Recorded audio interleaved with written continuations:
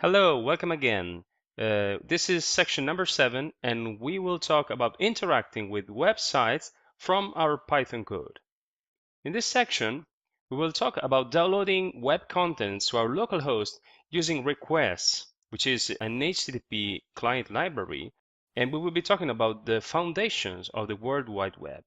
Then we will go on and learn what web scraping is and how easy it is to scrape off data from web pages. And then in the end, we will try to emulate human interaction with browser programs using Selenium.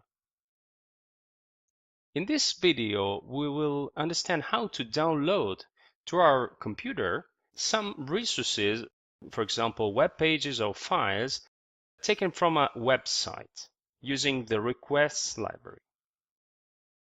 So first, we will go through some basic concept about the World Wide Web, and then we will talk about the requests library that is we are going to use in the code snippet where we'll try to download a couple of files from and pages from a well-known websites.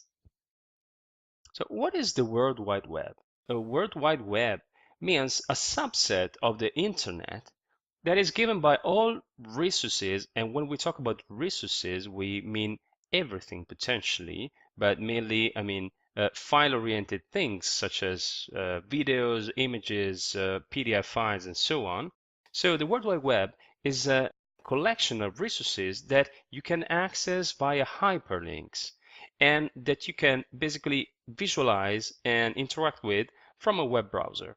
Everybody knows about web browsers because everybody in current year uses a web browser to browse, to surf the internet. So what is making up the World Wide Web? So the logical quantum of information on the internet is called website. Such as in operating systems, the lowest quantum of data is a file. On the World Wide Web, the easy way to access information is a website. A website is basically a set of related web resources, basically things that deal with the same topic. For example, a website about some person or about an organization. And they typically available from the same domain name. I will explain later what domain names are. Especially, we focus our attention on web pages, which are text documents that are written using a specific language that is called HTML, and we will talk about this later. And basically, this is a way to tell browsers how they should visualize the information contained in the web pages. But what are the programs that we can use to browse websites? Of course, they are browsers. Web browsers are programs that everybody knows, and they allow us to reach, to load, and to interact with websites and all of their resources.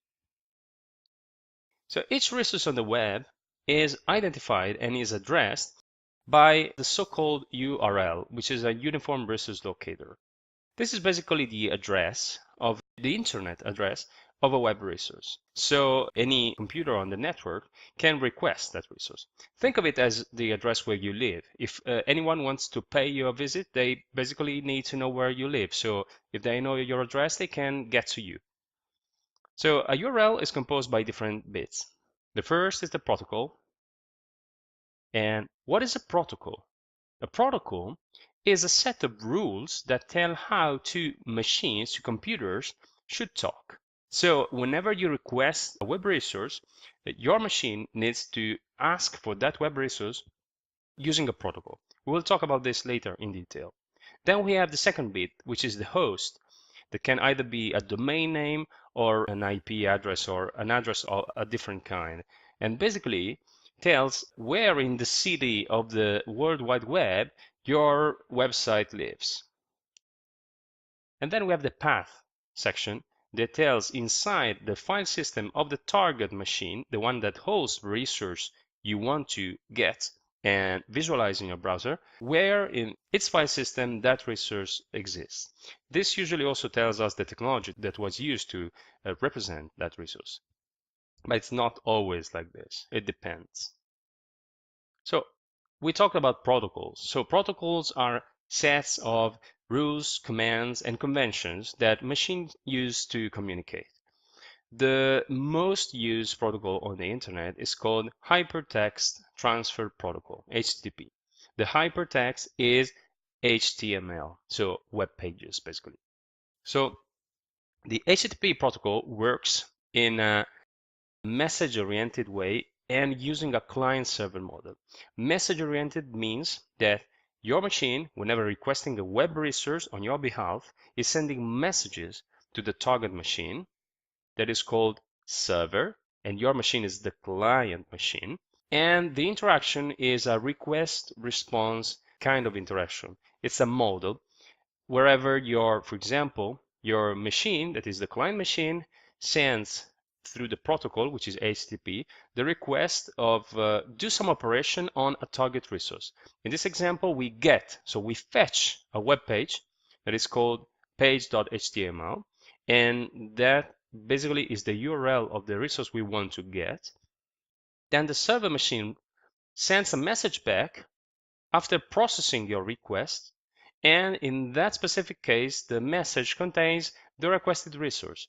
And then your client machine gets back the result and hands this over to the browser, and the browser visualizes the machine. So this round trip is called request response cycle.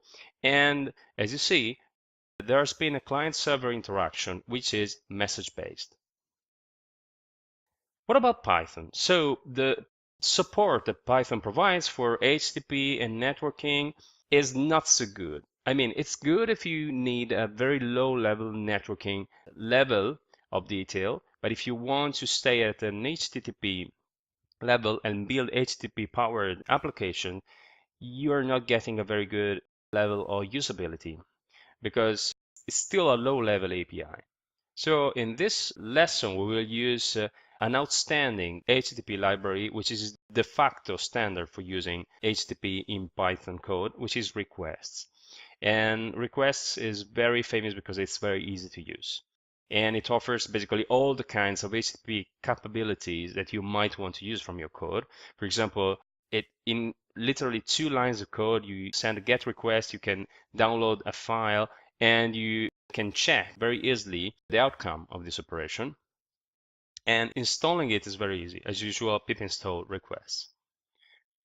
So let's get down to the code and see how requests work. Here we go. So I prepared a wrapper function called download, and this takes as inputs the URL of the resource we want to download and a target file path, which is a string, and basically tells me where to save that resource fetched from the internet. So after a few assertions, I'm just creating the target file, and then the magic happens. So I'm calling the request capabilities. As you see, I've imported the request library,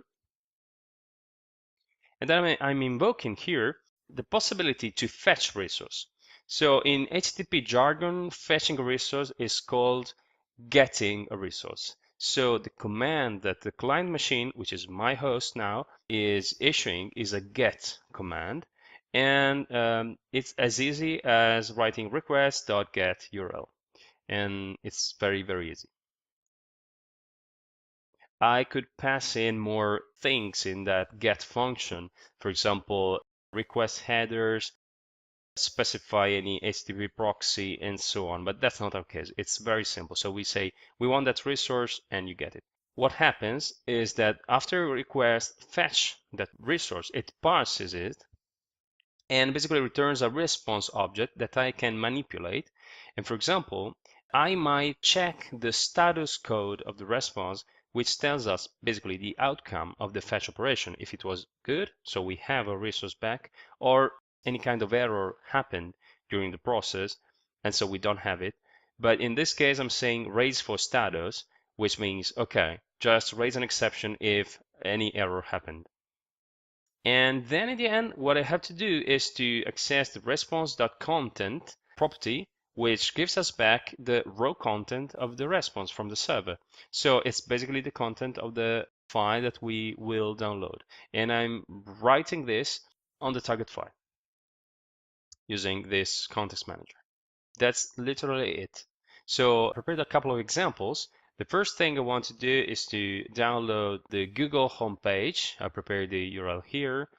And the second example is a bigger file, and it is basically a binary archive, which is taken from one of the most used examples of a neural network training material.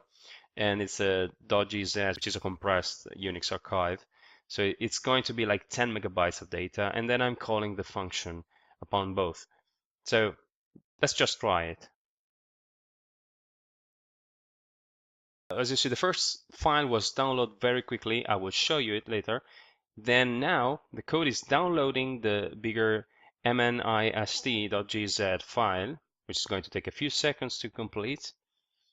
And that's because, I mean, this is a big file to transfer over the wire, so it will take some time. Oh, that's it. It's done. So this is the Google homepage containing HTML markup. I will talk about this in the next video. And here we go. We have the mnist.gz archive, which is compressed archive. So in this lesson, we learned about the foundations of the World Wide Web. We saw how useful the requests library is, and we put it to practice by downloading files from a couple of websites.